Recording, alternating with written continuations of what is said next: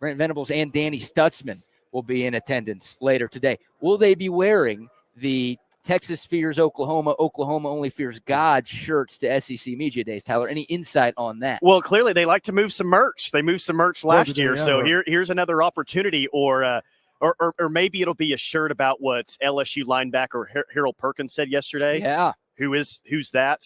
Which, of course, that was the big talking point yesterday. Oh, for you guys, I'm sure it was. It sounds like Harold Perkins is just one of those guys that just really, honestly, doesn't know. Like, no, he doesn't mean anything bad about it. Right. And he said that. Of course, like the media world that we live in, everyone wants to go viral. So the only part that got posted was, who's that?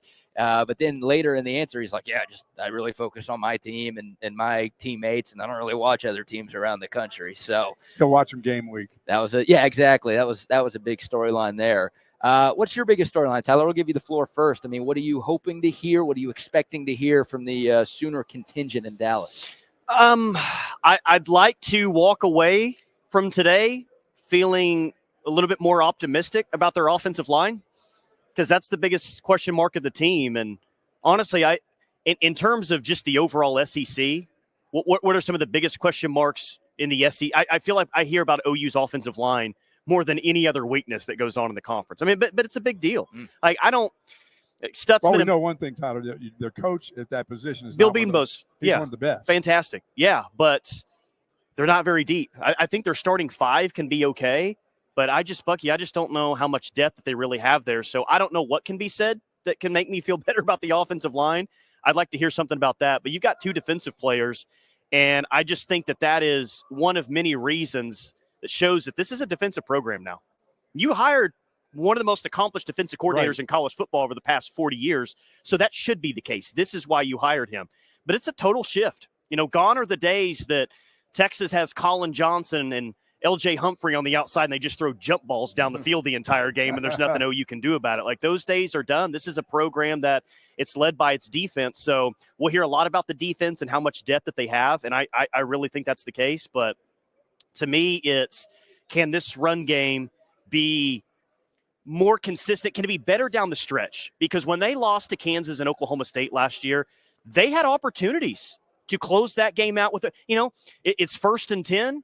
Run the ball 3 times, go get a first down here, and you're going to go beat Kansas. They weren't able to do that. And that was a good Kansas team. I understand that.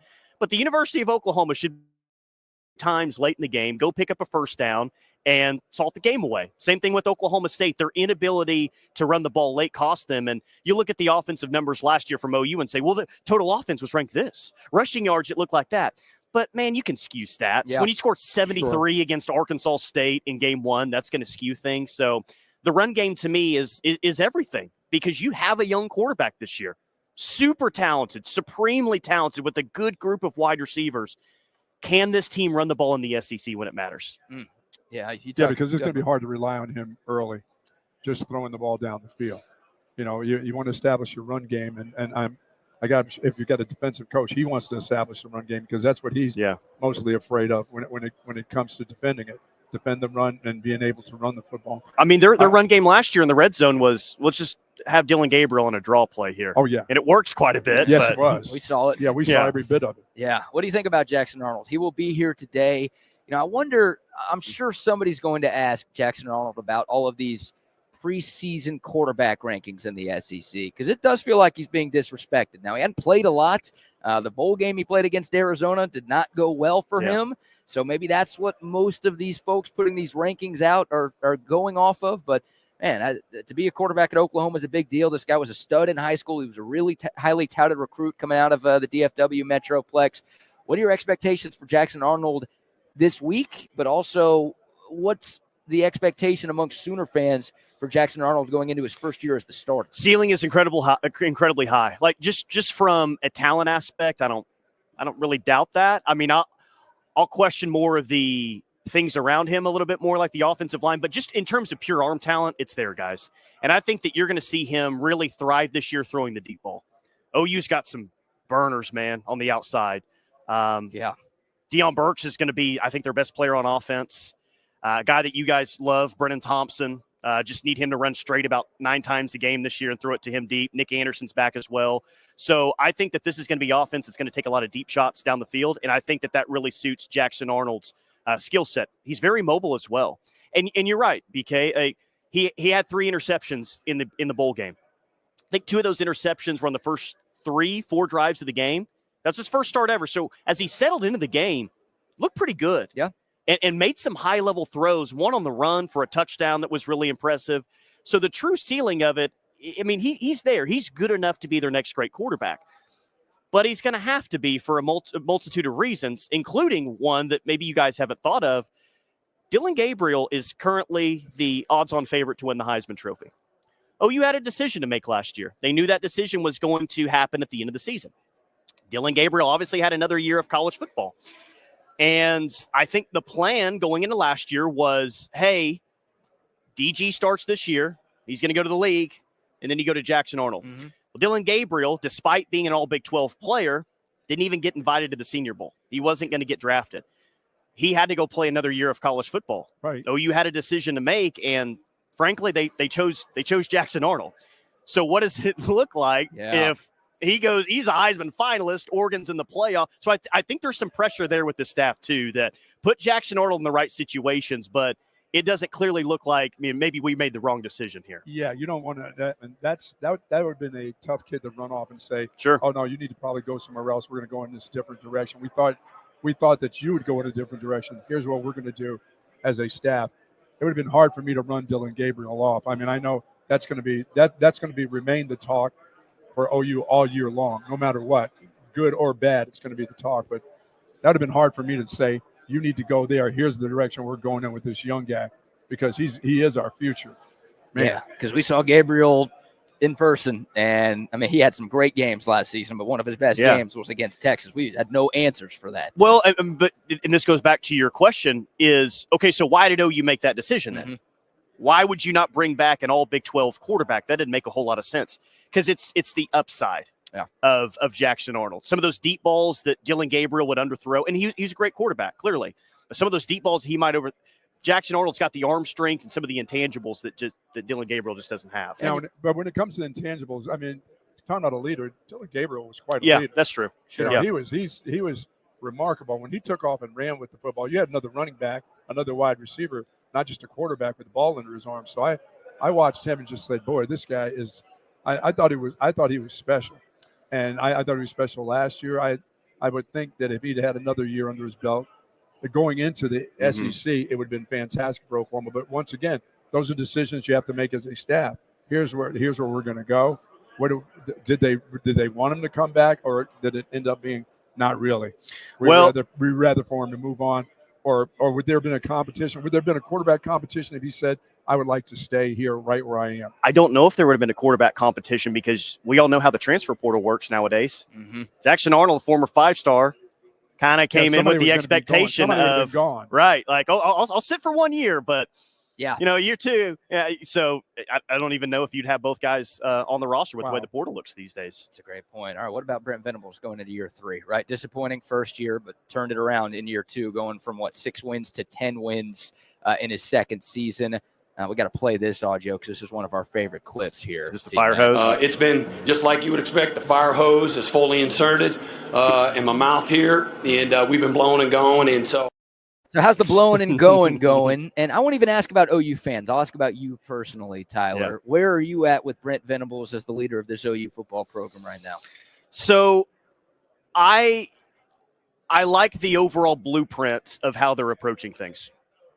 They were never going to win a national championship with Lincoln Riley and kind of the DNA of what the program looked like. That was never going to happen. Now, I'm not going to sit here and tell you that Brent Venables is absolutely going to win a national championship, but the blueprint to me looks right, because I look at past teams who have won national championships, and they're doing it with a dominant defense, but also a very capable offense that can hit on some big plays as well. I don't think that they're there on the offensive side of the ball. I think they're getting a lot closer on the defensive side of the ball. And the reason why I'm still optimistic about this, and by the way, OU clearly is as well. They gave him that 2-year extension a few weeks ago, right? I think it got blown a little bit out of proportion. Yeah. Because it was a $300,000 raise. Like, I say that like $300,000 raise to me wouldn't be a life-changing thing. Mm-hmm. But in college coaching, it's like, oh, $300K, that's all he got? That's not that big of a deal. But the recruiting is where I think a lot of OU fans would immediately point to that. The recruiting.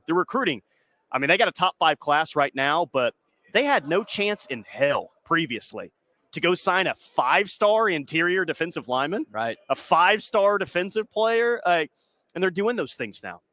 Got Peyton Bowen a couple of years ago. They got David Stone, the 5-star interior defensive tackle.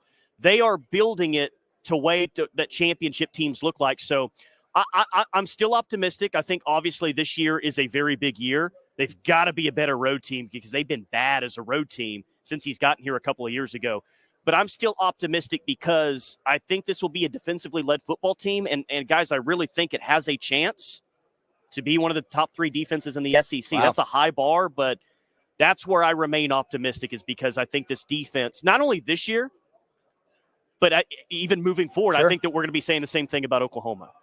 Okay. Well, that's the way to get it done. There's Yeah. on defense in this conference. When you come to this conference, you're going to have to have a couple guys that are studsmen. I mean, you're going to have Yeah. a couple of guys that are playing football like that guy all over the place. It's not just one or two. You're going to have a handful of guys like that to really, really compete in this conference. There will be some, just like every other conference, there'll be some weak links in the conference. But when you have to play the teams that are very similar to what you are or a little bit better, you're going to have to play great defense. You really do. We always like to have fun conversations. You mentioned Stutsman. We always like to have fun conversations. Your most hated Longhorn of all time. Chrissy Sims is what he's referred to as. Gets mentioned quite a bit. Brecken Hager is normally pretty popular as well. Is Stutsman entering that category for Texas fans? I don't think they pay attention. I think they're more intrigued by how good he is than all the other stuff that goes around him. He's just a good football player. When you really watch him, it's not so much that you hate the guy. It's just when I watch him, I'm like, man, he's fast. Man, he's big and he's fast. Yeah. And he can play deep. I mean, he can run down receivers. He can get into your secondary. But he can also, when he comes on a blitz, for God's sake, if you're a running back, you got a whole handful with that guy. He is headed to the quarterback, and he's headed for turnovers. He plays the entire game. He plays like the kind of linebacker that you're looking for. I like the way he plays. I don't think you hate him more than you respect the way he plays the game. You're too nice, Buck. I think a lot of Longhorn fans hate that dude. Now, I mean, there's others that you could have hated. Oh yeah, I don't like Baker Mayfield. I think. Is number one. Yeah, gotta be. Like I don't think Danny Stutsman's in that category. No. Now, hey, if Oklahoma beats Texas again at the Cotton Bowl and Danny Stutsman has a great game and he makes different shirts and starts ragging on Texas and gets more tattoos, yeah, he could get like that. That looks like horns up when he looks at him. Good bit there, Stutsman. Then I think he climbs up another peg in that echelon of most hated Sooners. Chrissy Sims, Brecken Hager, and then all of the random white centers that Texas basketball would have over the years. Yeah. Be it a Brian Boddicker. I was going to say the Brad Buckmans of the world. Yes. People just hate white athletes, man. And it's usually the white guys who hate the white athletes. I can't figure out what that is. A couple listener questions, T-Mac, before we let you go. By the way, Tyler McComas from the Ref in Norman joining us right now here at SEC Media Days in Dallas. Our buddy Tanner, who's a big OU fan, actually asked about the defensive line, specifically the pass rush. Your thoughts on what that group's going to look like for OU this year? So they got a lot of different bodies there. Ethan Downs returns. I still don't know how he didn't get flagged for getting in Ewer's face last year, but that was the best game of his career. And we're saying, man, like some different person came out in that game against Texas. A different team came out against Texas last year. And we were waiting to see that team for the rest of the year, and it never happened. But Ethan Downs is back. That's the name to know. Last year, I think he probably your leading pass rusher this year, but Caden Wooler, to transfer from Miami of Ohio, is a good player. R. Mason Thomas, I think, is really the guy that's maybe the most critical to their pass rush. Going into his third year, you got him out of the state of Florida, kind of right when Brent got here. You got him over Miami, and it just ceilings Thomas. But he wasn't healthy last year. How do you spell that? R, just a R. Okay. And then Mason. What is he, a reverend or something? How do you get that? You get that R. needs to be a nickname, though. Huh. And then PJ Adebaware, former 5-star. Bless you. Second year player. I mean, he just looks like a freak. Yeah. But when I mentioned R.J. Thomas and R. Mason Thomas, and I'll mention PJ, they weren't healthy last year, man. They weren't available. They got to be available. Who will be your H-back, please? Because there's always an H-back from Oklahoma. I don't think that they're going to have one. We're just going receiver, and no one that's part running back. I would love a Trey. I'd love a Trey Millard. I would love an Aaron Ripkowski. Blake Bell. Oh, wait, no, he was quarterback for y'all for some reason. Yeah, and tight ends in his last year as well. Yeah. But that's fan base kind of upset about that because OU's been really good at fullback, H-back over the years. They and make a difference. I don't really think that's going to be incorporated within the offense. They'll add another receiver. Yeah. Two more for you, Tyler. Jason asked for a record prediction. What do you think OU finishes in its first year in the SEC? I think you go 9-3. Okay. That's a tough schedule. It's a tough schedule. You know it. I mean, at Mizzou, at LSU, at Ole Miss, at Auburn, have Alabama at home. Obviously have to play Texas. In Dallas, Tennessee's on the slate too. I mean, you guys got screwed. Like last year, Texas got the hardest schedule in the Big 12, and Oklahoma, I think, got one of the easier ones. But this year, I mean, Daddy Sankey did y'all no favors. It is a brutal year one schedule. And you know what? Like, bring it on. I'm a season ticket holder. Yep. I like to be in the atmosphere. Like I love that. And the past 2 years, you've been playing a bunch of rejects at home with terrible kickoff times, like TCU and West Virginia and Iowa State and Oklahoma State. You've been playing teams that just aren't exciting, that don't travel well at terrible kickoff times. Yep. 11 a.m. games in 12 games last year. 7 of your 12 regular season games are 11 a.m. Now, in the next 2 years, here's OU's home schedule in the next 2 years. You've got Alabama, Tennessee, South Carolina this year. Then you go Michigan, LSU, Auburn, Ole Miss, Mizzou is what we call them now. Yeah, y'all hate those I mean, that's guys. 9 high-level home games in the past 2 years when you're lucky to have one marquee home game the past 3 years or so. Well, so the it's schedule difficult. really fits for you this year, too. Yeah. I mean, those first 5 games are – You need to go beat Tennessee and Auburn. And I understand that Jordan-Hare is a really tough place to play, but Auburn, I don't think they're going to be very good on offense. And I'm sitting here telling you guys how good I think Oklahoma is going to be defensively. Yeah. right. Well, if that's true. If I'm right about that, then go play well defensively against that Auburn offense. You're right. And go win that game. Yeah. I understand that environment is super difficult, but go on the road and beat Tennessee at home. Come into Dallas as an undefeated football team. Yeah, 4-1, I think it was. And we've had the debate all off season long. What's the most important game? Well, you're always going to get the fans, and I'm probably of this opinion too. Texas is always the most important game. It's the most important game for your alumni, your fans, your boosters, your recruiting, just for everything. But this is the first year in a long time that you can make an argument of another game. You need to win your first SEC game, and you need to win your first SEC game at home. A Tennessee game is a big deal. It's a big game. Both UTs, big games. You got Bobby Hill coming back, head coach at Tennessee. That's what we call Josh Heupel these days. Nice. So, oh, man. All right, last thing, T-Mac, before we let you go, and we appreciate the time. I want to get your thoughts on Texas. Obviously, you guys keep a close eye on what happens south of the Red River. Your thoughts and maybe your expectations for the Horns going into the SEC. I mean, skill positions are never going to be a question mark to me for Texas. And I think Sark is so good at scheming things up, scheming guys open, that offensively, I don't think it's going to be an issue. As much as I hear about OU's offensive line being a question mark, I am surprised that I'm not hearing more about Texas' defensive line. That's the best Texas defensive line since when? Since 2000s, early, mid-2000s, somewhere around there. Sure. And I know that there's some guys that everyone feels optimistic about, but it's hard to imagine that they're going to be as good up front as they were a year ago. And then, I like the addition of Andrew Makuba and some of the things they did in the secondary, but what's Texas going to look like against a team that can really push the ball downfield and throw it around?